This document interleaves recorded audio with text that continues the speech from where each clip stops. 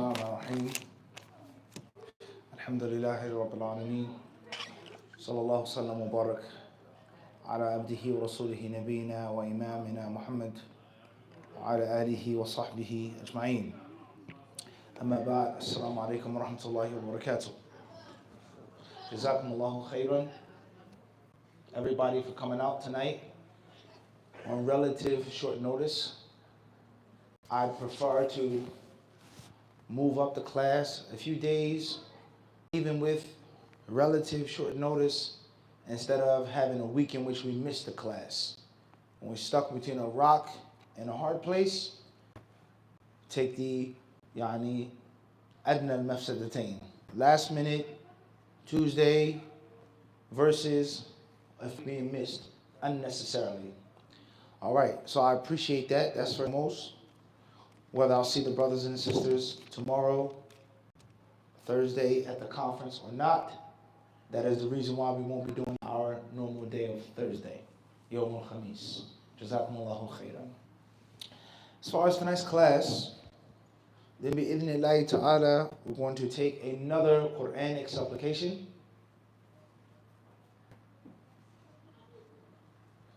Looking into the context of this dua, who made it, when it was made, and most importantly, how do we benefit from it?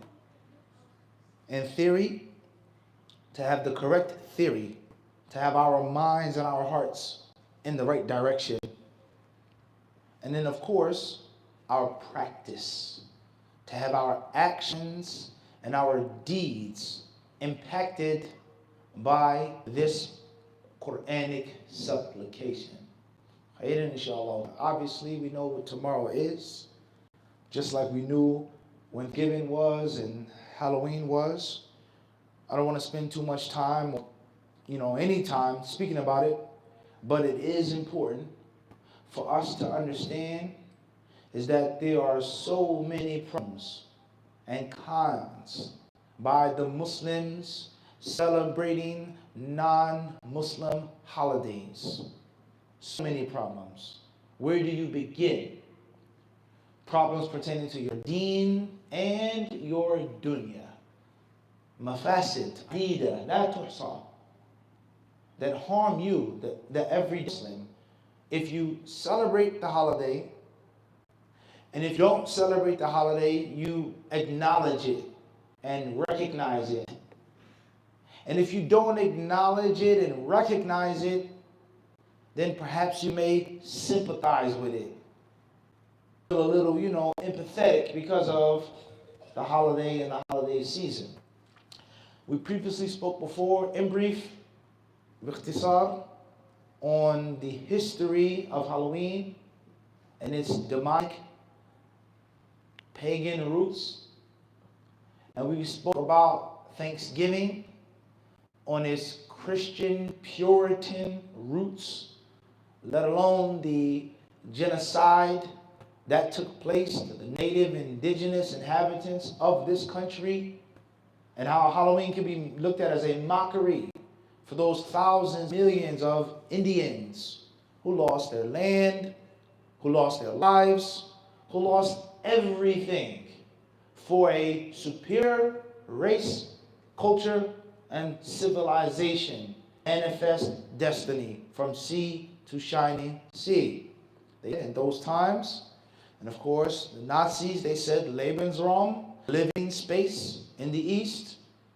And of course, we have Israel, Greater Israel, which encompasses a handful of Middle Eastern country territory. The land that is ours, that is promised to us, that we deserve, and the right and the obligation to expand and to spread our wings. Because we are the chosen race, the chosen religion, the chosen people. It's all the same. So Thanksgiving is very problematic for a Muslim to celebrate, to acknowledge, to empathize, and sympathize. And of course, the biggest, the fattest, and the juiciest prize is Christmas. That's the big boy, the king. And obviously, many people, they're going to say you can't celebrate Christmas because of Christianity, of course. the birth of Christ, supposedly, and the worship of Christ, and saying that he is the son of Allah, أنه ابن الله, وأن الله ثالث ثلاثة, عياذا من ذلك. May Allah subhanahu wa ta'ala protect us from believing and saying those blasphemous things. And Allah is above and beyond all of which they say. Allah is above and beyond all of that. But there are greater harms to Christmas. And from those harms, which perhaps we'll read and we'll look into some of that, Christmas is originally a pagan holiday and festival. Every single thing about it, from beginning to end. From the time of the Romans to the pre-Christian era, when Christianity began to sprout and spread in the empire, to this very day. So speaking of the pagan roots of Christmas, Saturnalia, Mithra, how many gods and goddesses would you like to discuss that were worshipped and venerated during those days, during that season, the solstice? But deeper than that is the modern day shirk. Shirk al-ma'asir. The modern day shirk. And that is you telling your child is that there is a man, a rotund man, joyful, joyous man, full of smiles and hugs, and the coat with the ice cold Coke, and the one-horse sleigh, the reindeer. He knows everything that you do and say. A good boy, he will reward you. And he knows that you are a good boy. And if you are a bad boy or a bad girl, he'll punish you by depriving you of these gifts that everyone will have under the tree, at the fireplace. You're going to sit there sad, depraved, while the children are enjoying and opening up their gifts. So there's a man, there's a being. Is he human? Is he terrestrial? Is he extraterrestrial? Is he divine? He has these magnificent powers to travel at beyond lightning speed throughout the entire earth to reward and punish every single child. 11 months out of the year, you are to place your hopes and your fears in this being named Santa. Where does he come from? Saint Nick, Klaus, Beelzebub. That's neither here nor there. What's important is this guy knows all that you say and do for the entire year. And he has the power, the ability, and the speed to reward you or to punish you. What does that resemble or imitate? What is that symbolic of? As-Sami' al-Basir. He who sees everything, who hears everything, and he who does what? Rewards and punishes. On the day of judgment, all your deeds are known, are written down, are recorded.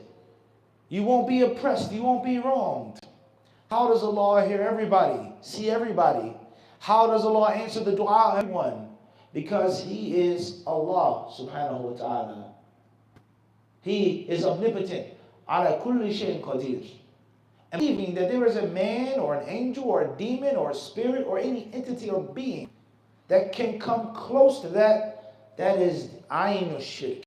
That is shirk itself. And that's tashbihul makhluq or tashbihul khaliq al-kamil bil makhluq al-da'if al-ajiz. So the concept of what do you teach your children about who they love, who they fear, that's a huge problem with Christmas. And many people mention it and talk about that. Many Muslims, when they want to talk about why Christmas is bad, they just focus on the Christian aspect, which is enough. But it's deeper than that. But you may say, Abdurrahman, قد تقولوا يا شيخ خفف يعني, why so harsh? It's not that deep. No one really believes that Santa Claus travels around the world from the North Pole. No one believes that he climbs down the chimneys. No one really believes that. It's just, hey, well, fiction. It's something that we tell our children. And of course, the children who look forward to Santa Claus, those treats will be good. And those who are bad is an incentive for them to correct their behavior. But everybody knows it's just a lie. It's just, something that is said. Be a good boy, you'll go to heaven. Respect your parents. Go to school. Clean up your room. Shower. Don't do drugs. And you'll go where? To heaven. But if you're disrespectful, if you're bad, if you fornicate, if you steal, if you cheat, if you make murder, you'll go to a place called hell. So when I grow up, how do I know that my parents were telling me the truth about heaven and hell? Maybe heaven and hell, demons and angels, was nothing more than a fiction for us to do what? To be good. And then, it's a little stretch. Christmas is just fiction. Thanksgiving, it really doesn't matter. Halloween. And you look throughout the 12 months, you'll find that you're living day and night, month to month in fiction and white lies and fairies. And it will force you to eventually question everything that your parents told you. And maybe, just maybe, it was nothing more than a way of getting us to do the right thing and to go to sleep and to be good boys. So the harm of lying to your children, telling them a white lie, and then there's another white lie, and the next thing you know, your entire life is based around white lies. So these are some of the facets of believing and celebrating Christmas, let alone consumerism, spending, buying. My neighbors, the toys that they have. How was Christmas back in the day if your parents couldn't buy you the most expensive toys? How did you feel? How do your parents feel? Maybe that's why it was a life of crime. Because on Christmas, we still were hungry. It was off. We didn't have food. We didn't have toys. We didn't have a big, gigantic Christmas tree. And that's what led me to start getting money. Live in the streets because we seen the next man's luxury. This is what you're supposed to eat and wear and play with. So you continue to look up and up and up, and you never ever become satisfied. And that is why they make so much money on Christmas. The phenomenon of the Christmas consumer. So down we looked at the pagan mushrik roots. That's one thing. And the historical inaccuracies. Christ wasn't even born on the 5th of December.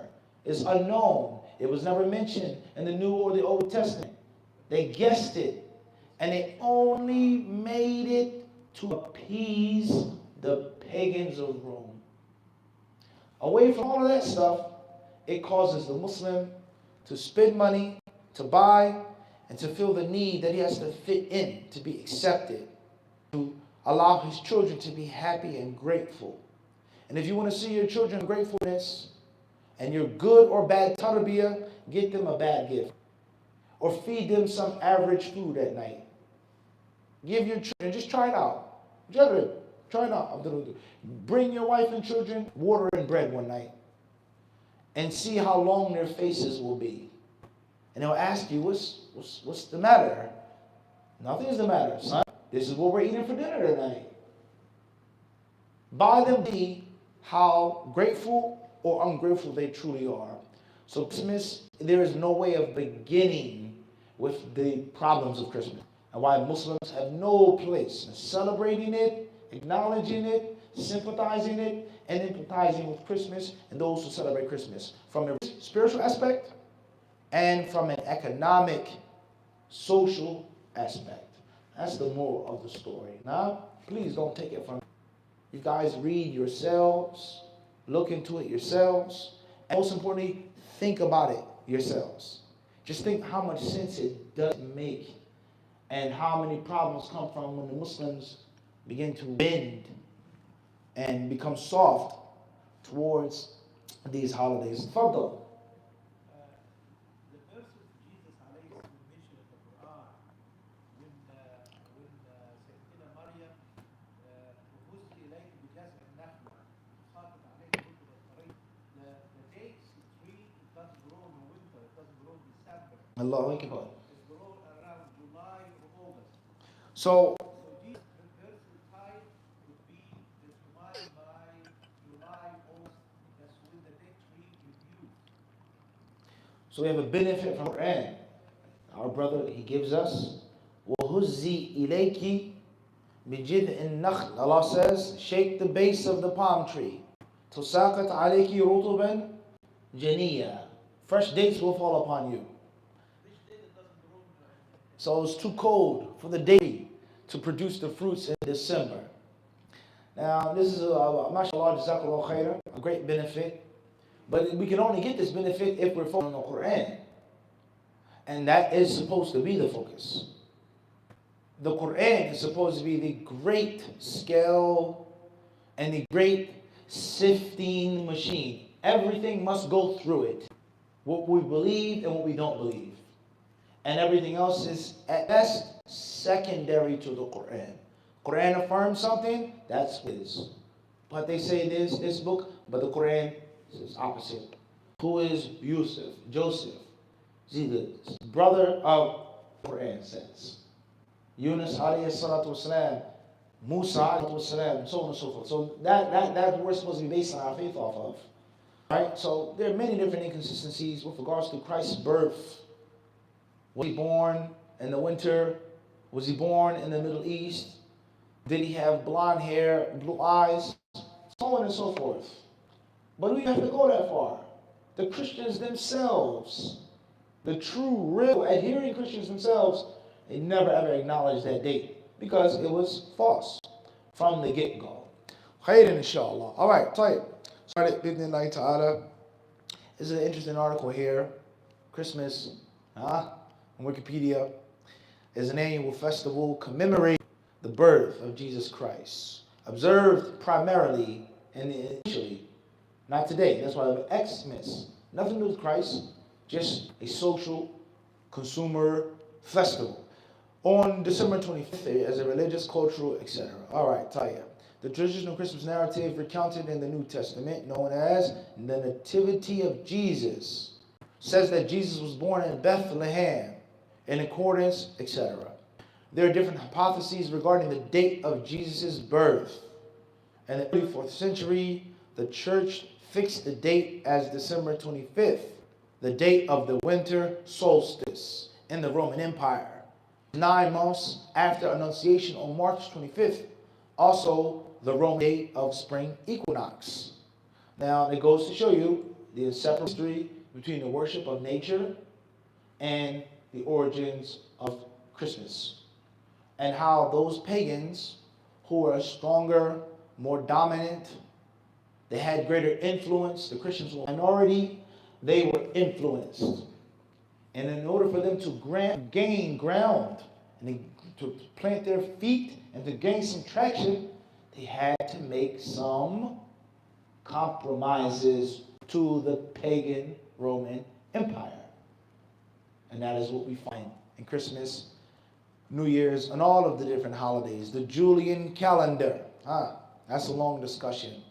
The customs associated with Christmas in various countries have a mix of pre-Christian and secular themes and origins. The Muslims cannot be like these individuals who've lost their way and have taken their deen as a joke, as Allah tells us in the Qur'an. It's a joke. It isn't anything serious. And that's very unfortunate when we look at what we do today. All right, Tayyip. Where does the word come from? Other names, nativity, okay, the history, all right, the birth of the Lord, the shirk involved with the Trinity, the kufr involved with the Trinity. None of that is what I want to discuss right now. Just want to about one point, inshallah ta'ala, with regards to the different stages of evolution. Following the Protestant Reformation, many of the new denominations, including the Angelic Church and Lutheran Church, continue to celebrate Christmas. How they differ. Strongly condemned the celebration of Christmas, consider it a Catholic invention and the trappings of popery or rags of the beast. Khayr, inshallah. All right, let's do away with that. Move forward. You guys can read it yourselves. All right, khayr, inshallah. Let's get started with HadithDisciple min al-Quran al-Kareem, inshallah. Open up our Mus'haf.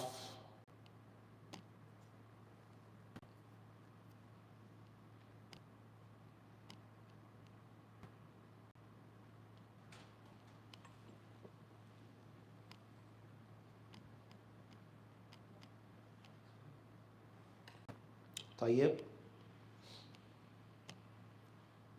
Inshallah ta'ala, tonight's class, we're going to read from the 12th chapter of the Qur'an al-Kareem, which is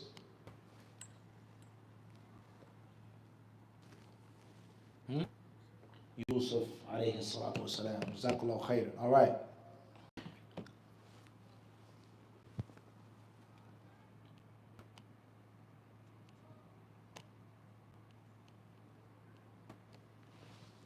Okay.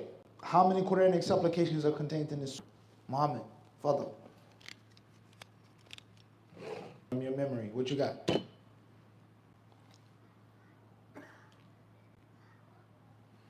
Mahad, Fadl, Abdul Rahman. Yes. From your memory, from the top. Bismillah.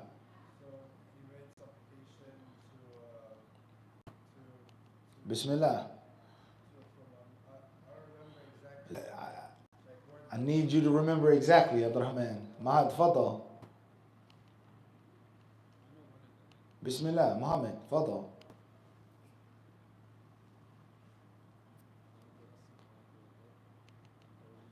أنت ولي توفني وألحقني بالصالحين. جزاك الله خير. All right, طيب. Anybody else? Any other supplications in chapter 12?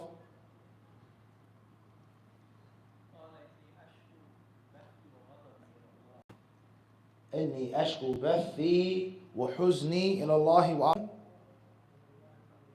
طيب. All right. دعاء ولا إخبار. دعاء أو ولا إخبار. هذا دعاء دعا به ولا إخبار منه.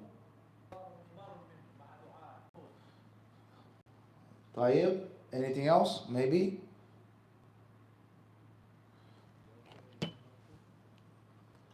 يغفر الله لكم وهو أرحم الراحمين.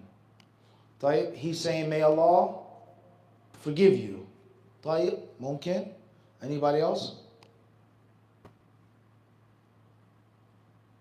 From our memory. Mahad? The dry tonight? You?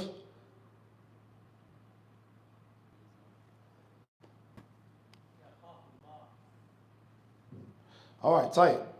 Bismillah. So, inshallah ta'ala, we are reading the first dua that you mentioned, Yusuf.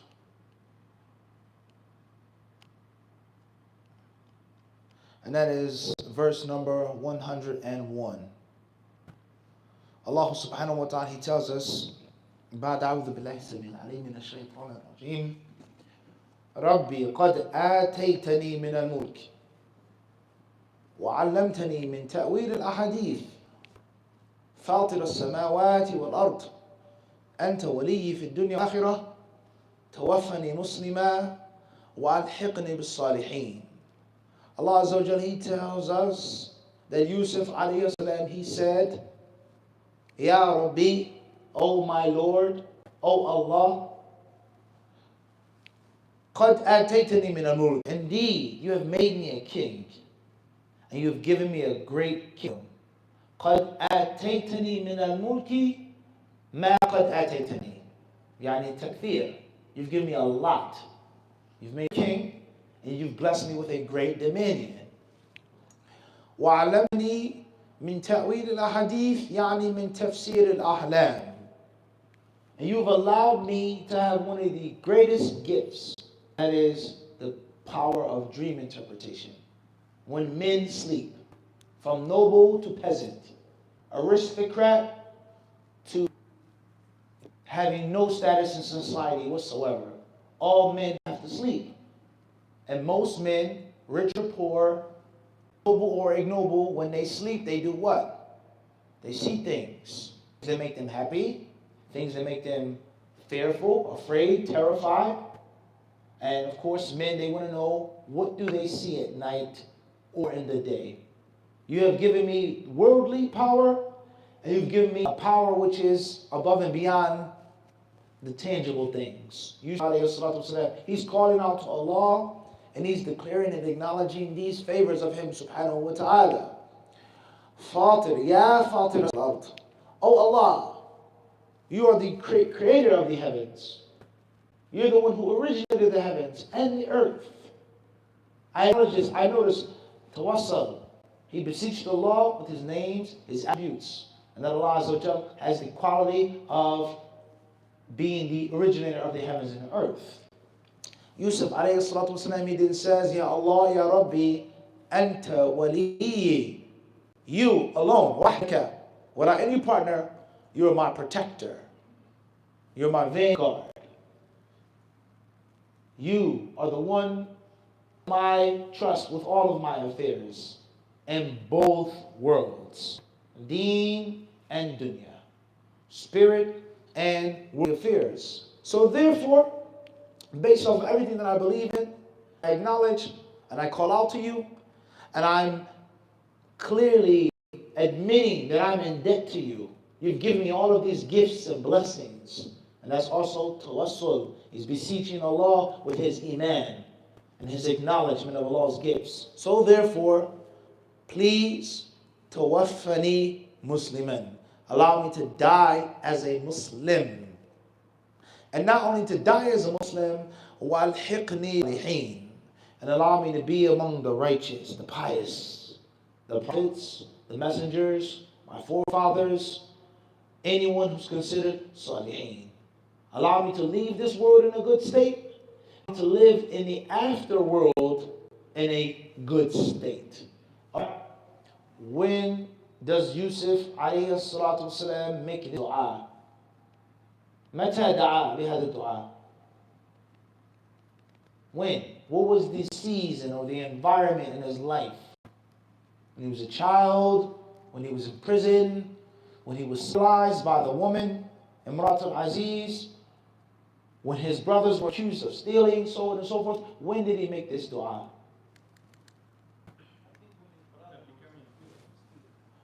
Okay. ما كنا سارقين. Okay. Yusuf?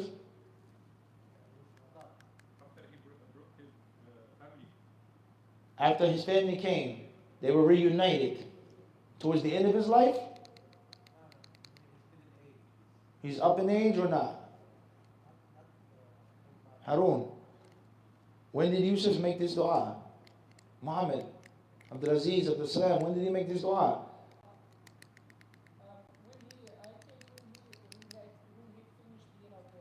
When he finished this, the hand, when everything was what? Tammat lahu al-umur. Him being king, him being reunited. من بعد أن نزغ الشيطان بيني. Everything was done. Everything was perfected for him. The seal on everything. Now, the icing on the cake, as we would say. So it's only befitting for him to make this supplication. We all agree on this? Or? Mahad?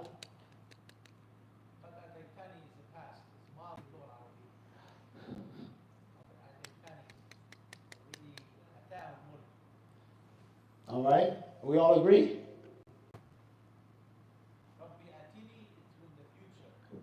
Do we all agree? That's the su'al. We agree? Okay. All right. لماذا دعا بهذا الدعاء؟ لما تمت له. لماذا? Why? Shukran lillah. To Allah. Anybody else? But the dua isn't just about shukr. أوزعني أن أشكر نعم. That's it's different. This is a little different now. He's not just thanking Allah subhanahu wa ta'ala, but instead he's asking Allah for something more.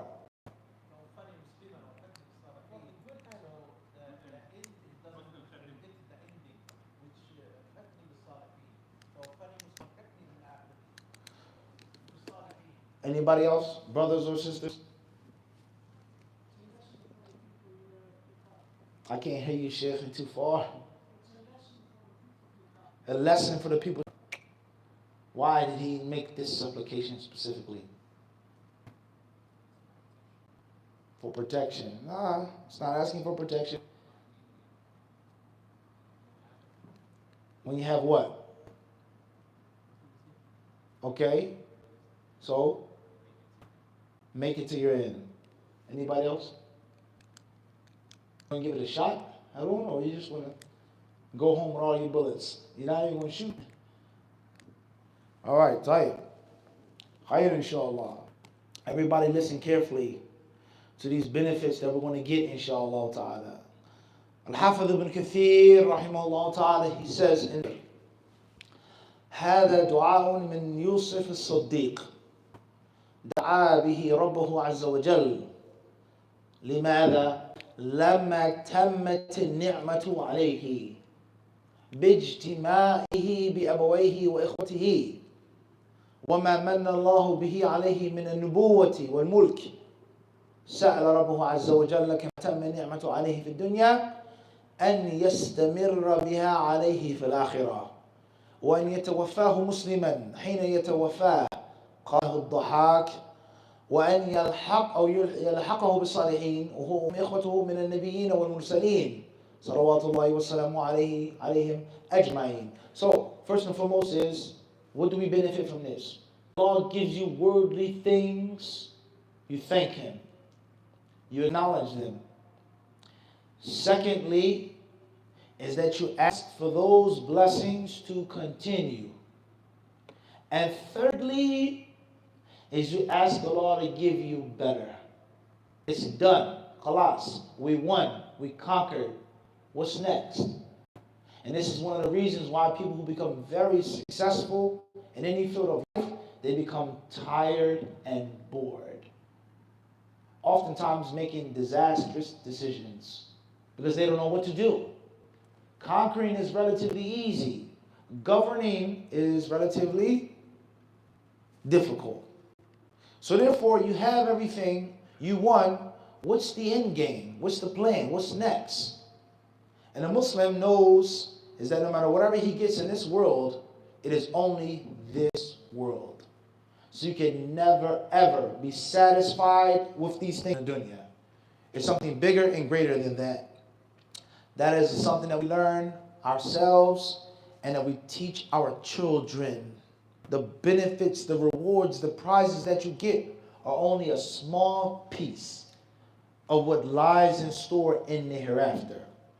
That is also another example of how Christmas is a very bad thing, because that isn't the message that's given to children. This is the day in which you're rewarded, and then that's it. So that's first and foremost. Him uniting with his brothers and him asking Allah Azza wa Jalla to continue His blessings upon him. Ibn Kathir rahimahullah ta'ala, he then states, listen carefully. He says, هذا الدعاء, alright, we've read that already. He says, وهذا الدعاء يحتمل أن يوسف عليه السلام قاله عند احتضاره كما ثبت في الصحيحين عن عائشة رضي الله عنها أن رسول الله صلى الله عليه وسلم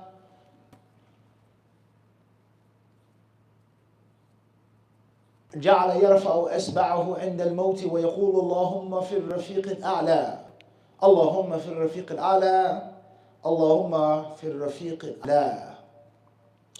Alright, so the first thing Ibn Kathir says, none of you guys mentioned, you fell for the trick question.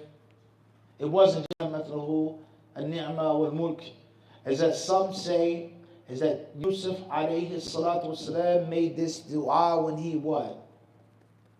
When he was dying. When he was about to leave this world.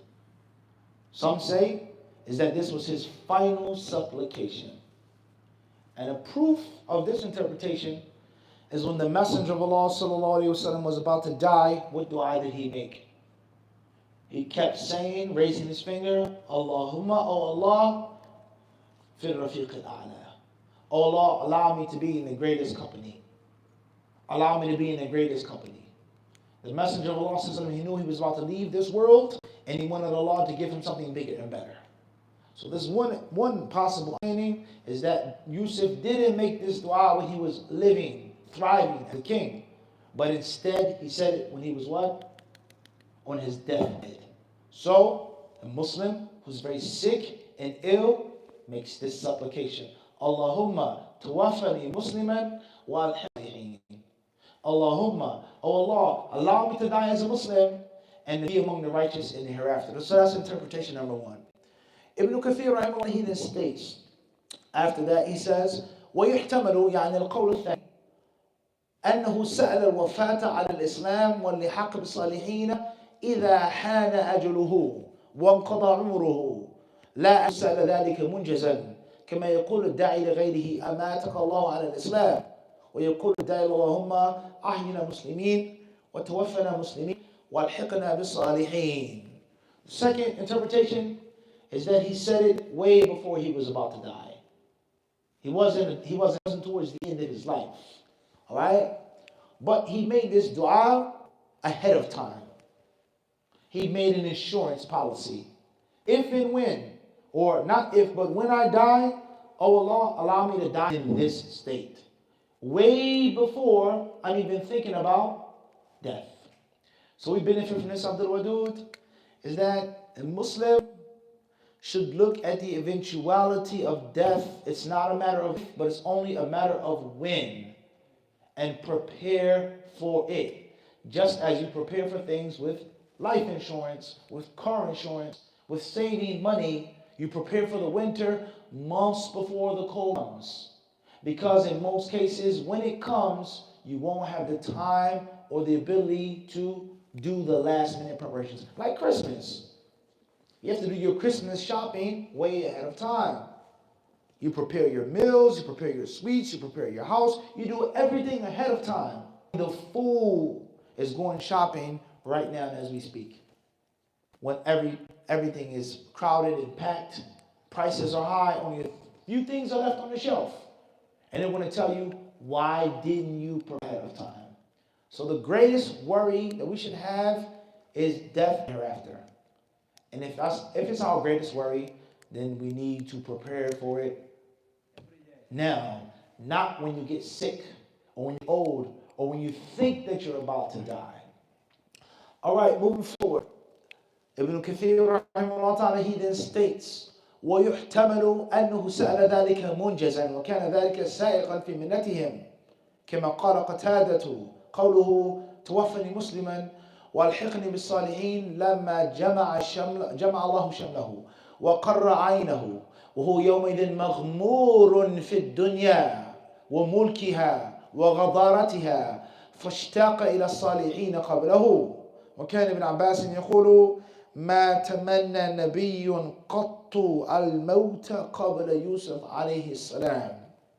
And a third interpretation is that Yusuf alayhi salatu wasalam, he said this in a premeditated state, and it was lawful for him to make that dua. He was thriving as a king. Allah had just given him the kingdom. It was fresh. Everything was in front of him, at his fingertips. He was king. He had absolute dominion, and then he got a little tired. This is what it's all about. I want the hereafter. It isn't really that satisfying. I'm grateful to Allah, but it isn't a place for a person to get too comfortable and too relaxed and thinking that this is it. The pleasures that we have now are the pleasures to have. And if you look at the world today, let alone the United States, including many, if not most Muslims, you'll find that they have become relaxed and comfortable and laid back with these worldly pleasures. And unfortunately, every now and then, they are reminded of the soggy, wet, spoiled nature of this world. And we just need to look at the news, what's happening in the world today. You're reminded that this place is in a place of relaxation. These people are not your friends. They are not your guardians. They are not your protectors. They are not righteous, just people. They aren't equitable people. The lifestyle that they've created and allowed you to live in isn't permanent. And every now and then you are reminded of how fragile this perfect lifestyle is. So that's an interpretation that Ibn Kathir rahimahullah ta'ala mentions as well, that he made this dua and it was permissible for him to ask for death. Ibn Abbas radiallahu anhu says no prophet ever asked for death before Yusuf alayhi salatu wasalam. وكذا ذكر ابن جرير والسدي عن ابن عباس أنه أول نبي دعا بذلك، وهذا يحتمل أنه أول من سأل الوفاة على الإسلام، كما أن نوحا أول من قال رب اغفر لي ولوالدي ولمن دخل بيتي مؤمنا، ويحتمل أنه أول من سأل نجاز ذلك، وهو ظاهر سياق قتادة، لكن هذا لا يجوز في شريعتنا. So, what is the ruling on asking for death? Can you ask Allah to take your life? Is it lawful? You say prohibited. Is it absolutely prohibited? Can a person ask Allah for death? You say yes. You can ask to be shaheed. Anybody else? If it's best for me to die, then give me death. And if not, then okay. Now, a big problem that we have in the world today, and Muslims are included in this, unfortunately, is suicide. Suicide is rampant. And many of our children, sons, daughters, husbands, wives, friends, family members, even if they're still living, they haven't made suicide. It is a fact that many people, including teenagers, and mostly teenagers, they think about it. Sit down and take a vote, make a poll. You don't have to mention your name, like you go into the booth to vote. Have you ever thought about suicide before? Has the thought ever crossed your mind? You'll be shocked at the numbers that you'll find. You'll be shocked, especially by the teenage youth. You'll find many of them saying, yeah, I think about suicide every day. I've attempted it before, but I failed. I tried to cut my wrists. I tried to take the pills. I tried to throw myself off of the bridge, but I failed at the last minute. They caught me, or I didn't have enough courage. You'll be shocked. Go to a college, MSA, go to the university and just take statistics on how many youth have thought about suicide, let alone think about it, let alone have attempted it. So what is the Islamic solution to suicide? What is the Islamic position on a Muslim taking his life? Before we even go that far, can you even ask Allah to take your life? Is that even lawful? Ibn Kathir, rahimahullah ta'ala, he says, and this is unlawful in our Sharia. It could have been lawful then, but not in ours. قال الإمام أحمد بن حنبل رحمه الله وحدثنا إسماعيل بن إبراهيم قال حدثنا عبد العزيز بن سهيل عن أنس بن مالك قال رسول الله صلى الله عليه وسلم لا يتمنين أحدكم الموت لضر نزل به فإن كان لابد متمنيا الموت فليقل اللهم أحيني ما كانت الحياة خيرا لي وتوفني إذا كانت الوفاة خيرا لي.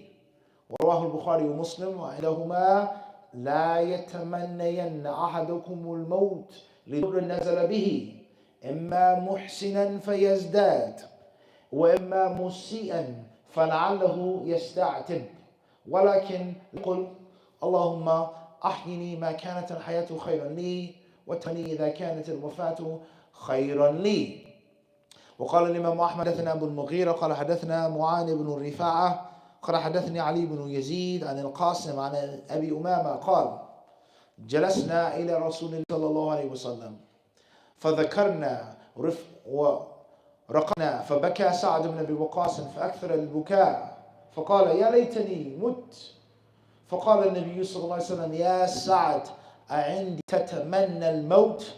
فردد ذلك 3 مرات ثم قال يا سعد إن كنت خلقت للجنة فما طال عمرك أو حسن من عملك فخير لك. طيب. So first and foremost we have a few hadiths here. The first of them is reported by Anas ibn Malik.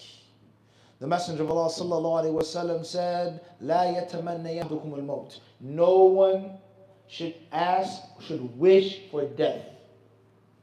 But the hadith states, "Lidin nazala bihi." لا تسأل الموت بسبب ماذا؟ ضر. مفهوم المخالفة إذا سألت الموت تمنيت الموت لغير الضر نزل بك فهو جازا. The hadith states you are not to wish for death because of harm coming. Do not ask for death because of harm coming away. Think about suicide. Why you want to take your life? Because your life is ruined. Because if they find out. Because it's too late for me to change. Because I messed up. Because. Think about that now. A man, unfortunately, he has a girlfriend. He makes zina. And of course, it's his responsibility to preserve his chastity. But his parents wouldn't let him get married. Right, Yusuf? His father said, no, you cannot get married. Wait another 5 years. And then another 5 years. And then another 10 years, then you can get married. Father, how do you expect me to live in America, go to college every single day, practicing abstinence? Hey, father, are you serious? I'm 19 years old. You expect me to wait 10 years before I can have any type of sexual contact with the opposite sex? Is that a feasible plan? Is that realistic? Going to college, all of your friends and colleagues, how do they dress? They have fun, they have parties. And you are the one who's still a virgin. Okay, father. Wallahi, you're deluding yourself. You're not being honest with yourself as a parent. You're not being realistic with yourself. They have lost their virginity 15, 14, 16. You're 20 years old, 21 years old, you're still a virgin. Something isn't going to add up. So I fell into zina, unfortunately. And now she told me that she missed her period. And then she told me next month I missed it again. She's pregnant. How am I going to tell my parents? They'll never accept her. She's from this race. She's not a Muslim. Her family is Catholic, so on and so forth. Therefore, I take my life. So the fear, the shame of having an illegitimate child, your parents will never allow you to marry her. Her family will never allow her to marry you. And then you ask Allah to take your life. No doubt that is what? That's harm that has come your way. That isn't the same as a Muslim who asks Allah for, you said, martyrdom, shahada, or any other situation, not because of harm, but because a person fears he's going to lose his deen or any other reason. So the hadith states, لِدُرٍ نَزَلَ بِهِ. Or قد نقول بأن هذا خرج الغالب. أن أكثر من يسأل ويتمنى الموت إنما يسأله ويتمناه بسبب الضر. ولا يعني أن هذا قيد لازم في النهي عن السؤال والتمني. انتبهوا. Another way of understanding this hadith is that most people ask for death because of harm, and it doesn't mean that it's lawful for you to ask for it because of harm. Everyone understand this or not? What's important is the hadith states you shouldn't ask Allah for death, and you should say, Allahumma Allah ahyini ma kanat al-hayatu khayran li. Give me life as long as life is best for me. And if it's best for me to die, then give me death. Another hadith gives us the solution to life, to the complexity of life. The Prophet ﷺ, he says, Imma muhsinan. You're either doing well or you aren't doing so well. If you're well, you living longer is only what?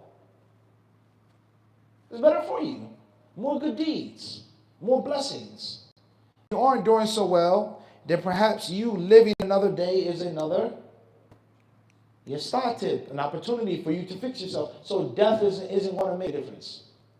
And you being alive is a blessing. If you're doing well, it's a blessing.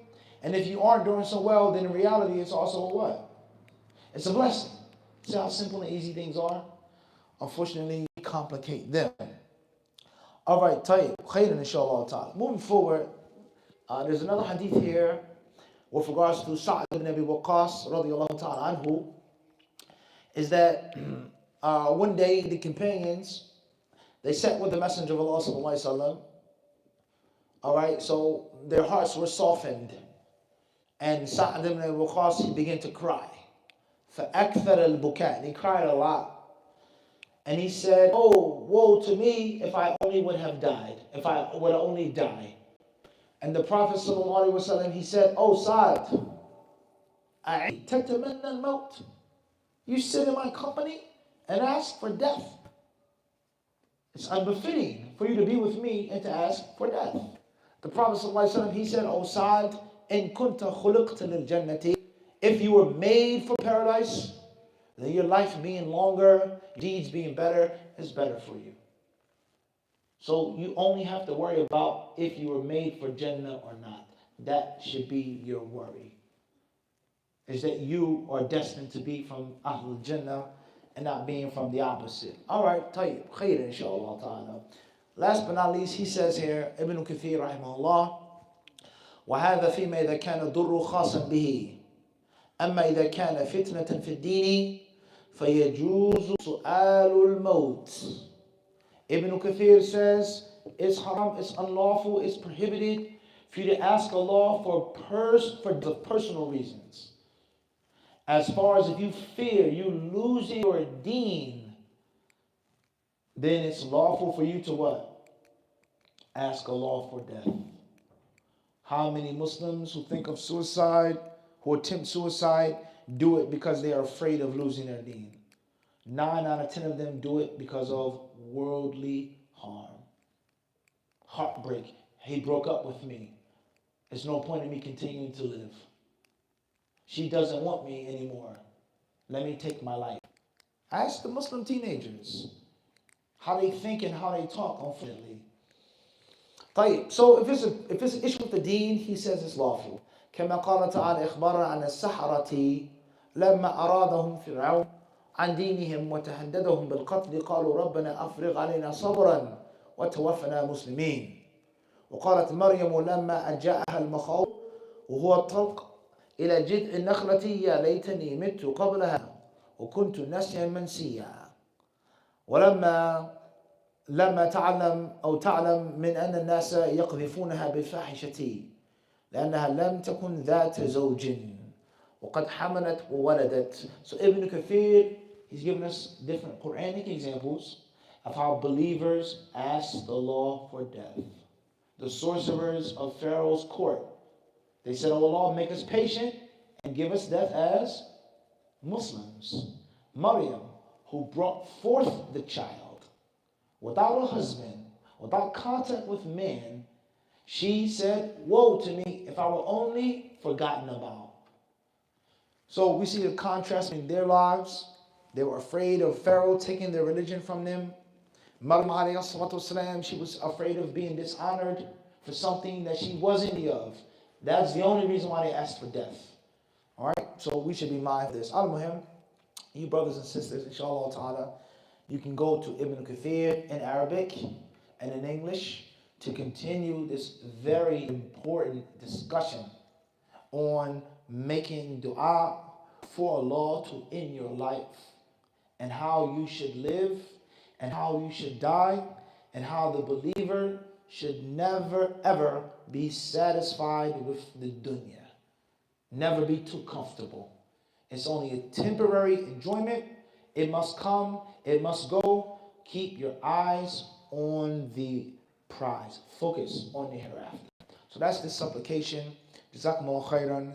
I hope that it will allow our brothers and sisters who suffer from chronic depression, who suffer from suicidal thoughts, who suffer from these types of illnesses, for it to be a means of them being better. So please spread the word. فَلْيُبَلِّغُ الشَّاهِدُ مِنْكُمُ الْغَائِبُ وَاللَّهُ تَعَالَى أَعْلَمُ. جَزَاكُمُ khairan. If there are any questions, we try to take them now. Alhamdulillah Rabbil Alameen. إياكم.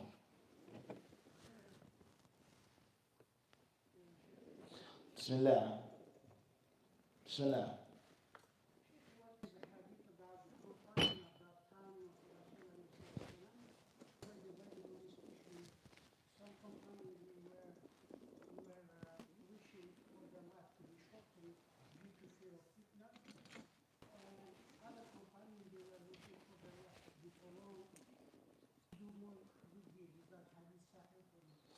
As we read, now, khawf al-fitna, that can be a reason for you to ask. And obviously that's the greatest fitna of the deen. You're afraid of losing it. And of course, those people, إن كنت خلقت للجنة فما طال عمرك أو حسن من عملك. That's better for you. You having a longer life with good deeds. So it's only a good thing for you. So just think about it now. Just think about it now. There are many, many different ways of discussing this. A Muslim is captured. He's going to be captured by the non-Muslims. And he's afraid that he's going to be tortured severely, disgraced and humiliated, as we see, unfortunately, on the television every day. And not only do we just want information from you, we want you to throw away your deen. We want you to desecrate the holy things in Islam. A Muslim says, I'm scared and I'm afraid. Oh Allah, that's the difference. Versus worldly fitna, worldly problems that you created. And which is a lack of sabr, a lack of patience. And from that, and I'm not saying it's the exact same thing, is an abortion. You created the problem, and now you need a quick, simple, speedy way out of it. And that's harmful to you. And you'll never learn when you find an easy solution. It'll never resonate in you when you always know that you'll make it out of it in the last minute. The only way that you'll learn is when you get bitten, when you get burnt, when it doesn't work out at the last minute. The store is closed. You can't buy your last minute Christmas gifts. Then next year, you have learned the lesson to do what? But if the store is open, oh man, just made it. The adrenaline rush. You become addicted to adrenaline. You guys know this? Adrenaline, you become addicted to it. It feels good. And you turn into a last minute person. I always make it out of it. I always get out of it. I always find a way. It's a problem. So Allah subhanahu wa ta'ala, He wants us to learn from our past mistakes. So, خوف الفتنة في الدين هذا شيء. As far as ضر خاص بك وأنت قد تسببت به أنت فهذا من قلة الصبر ومن العجز ومن الضعف. وهذا طبعا يتنافى مع تعاليم الإسلام. والله تعالى أعلم. جزاكم الله خيرا. Anything else? تفضل. تسلم.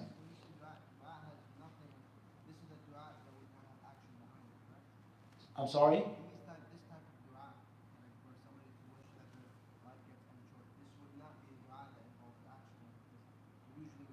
No, it's a dua you ask Allah to take your life, not for you to take your life yourself. Abadan. Rather, suicide is one of the gravest sins, as the Prophet ﷺ clearly tells us. Man qatala nafsahu bi shay'in udhiba bihi yawm al-qiyamah. Waliyadhu billah. If you take poison, if you stab yourself, and if you throw yourself from a high place, etc. Wallahu ta'ala alam. But what's important is we're dealing with it from an Islamic perspective. And I've spoken on this many times before. If you really want to get to the core of the issue, then you must get to the core of the issue. Why do people think of taking their lives? The different reasons. And one of the reasons why people think and attempt to take their lives is what the Prophet ﷺ said, لِدُرٍ نَزَلَ بِهِ. And you have to have patience. So, my son, he calls me, Abby, I got locked up. What did you get locked up for? Defending yourself, helping out a poor Muslim? No, I was doing something illegal, whatever the case may be. And there's no interpretation, there's no excuse. You clearly were wrong. Can you come and bail me out? What should I say as a father? You would help him. Should I bail out my son? Yes or no? Yes. Nah, you gave your vote. That's clear. Anybody else? Should I bail him out? First time, yes. Not the second time. Should I bail him out? Not at all. Let him sit in the jail. Yusuf, what should I do? You call your father. Come get me. We'll work out. The lawyer will get you. You may be even innocent, but right now I was arrested. They put charges. What do you do? Right now, what day of the week is it? Tuesday. So you should help out your son, for sure. He made a mistake. That's your son. He's Muslim, no doubt. طيب. But not tonight. What do you mean, not tonight? I'll get you, but maybe after Jumu'ah. Maybe maybe Monday. I.e., me running and rushing to bail out my son. Is he honestly going to learn his lesson? Versus him sitting in that jail cell, which may be cold, other people hungry, this and that, scared, and he doesn't know what's going to happen. That's going to make him what? He's going to what? He's going to think about it. You have to taste it just a what? Just a little bit. That's the only way that you change your behavior. But if you get a quick, simple, easy remedy, you'll never learn in life. Rather, in most cases, you'll do it again. And from that is the mindset of, let me just end it. So these things need to be discussed in the Muslim community now, because many of our teens, they do suffer from chronic depression. And a big part of suicide is chronic depression. They go hand in hand. And that's manifested in the behavior in which they don't want to do anything of deen or dunya. Sit in a bed all day, every day, on their phones. Nothing matters. Not salah, not a shower. They barely eat, drink. That's a manifestation that living life isn't really, it's not worth it. It's just, and that's dangerous. Wallahu ta'ala a'lam. Khair, inshallah. Fadal Yusuf.